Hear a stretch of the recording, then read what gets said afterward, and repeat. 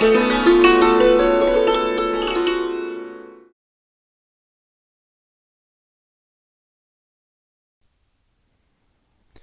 I'm Christian Levy with miracleofyoga.com. If your knees tend to hyperextend when you straighten your legs in yoga postures, that's something that you have to take care of. And the best way to learn to take care of hyperextension in the knees is by supporting the knees.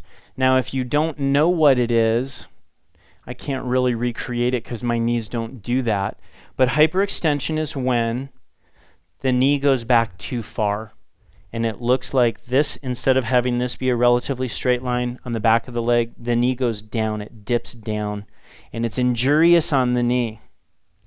If I don't make the thigh firm and I push my knee back, this starts to recreate the shape of a hyperextended knee, one that falls back. Now here's the trick. With a hyperextension, the best thing you can do to help it is to make these muscles firmer, stronger, more stable. Why? Because the quadriceps attach here on the front of this bone, the tibia, and when these muscles are firm, they're literally going to make this bone, the shin bone, stay forward. They're not going to let that shin bone fall back on you. But it's tricky because when you make the thigh firm, you do so by pressing the knee back. And you have to be careful not to press the knee back too far. So what do? Well, Utthita Trikonasana. This is one of the most difficult poses for hyperextension in the knee because there's a lot of weight on this leg. That's not good. If you have hyperextension and your knee is really buckling back in this pose, it's not good. It can injure the knee. So you bend the leg, you take a block, and you tilt it so that when you straighten the leg, when you completely straighten the leg, you have the support of the block, and here you can work to continue pressing the knee down, which makes the thigh firmer and firmer, but never hyperextend.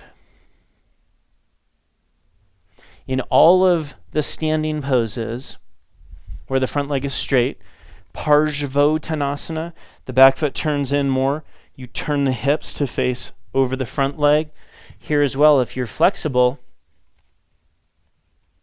you have to take a little bit of time and find the right position so you can really press the leg down firmly. You can really get a straight knee. You don't want to make the knee bend. You don't want to go the other way. I can keep the thigh firm, but that knee can't go back anymore.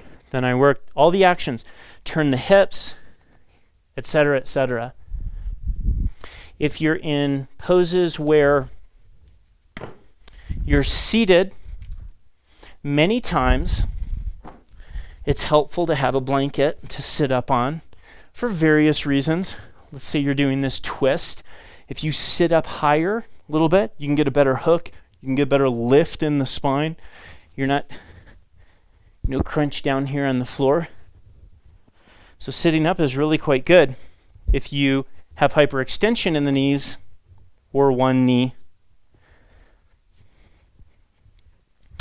you don't want this space under your knee. It's absolutely going to exacerbate the problem.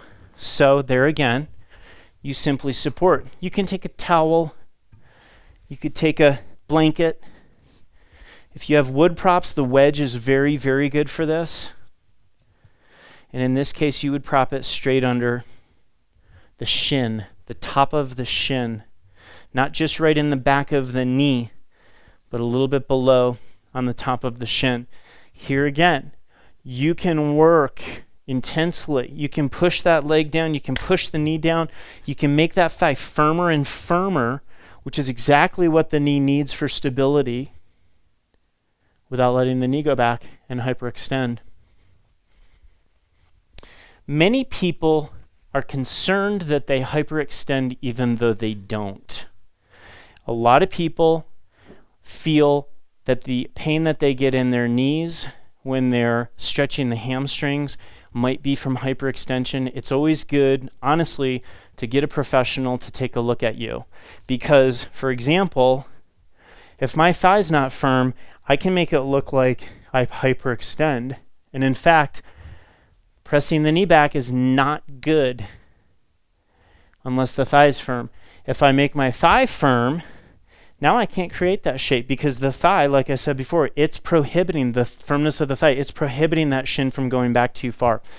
If you hyperextend, try to take your time and learn how to get these correct supports so you're not collapsed in the poses, nor are you, many people with hyperextension, they'll never straighten the leg. It's smart. They're taking care of themselves. But these standing poses are straight leg poses.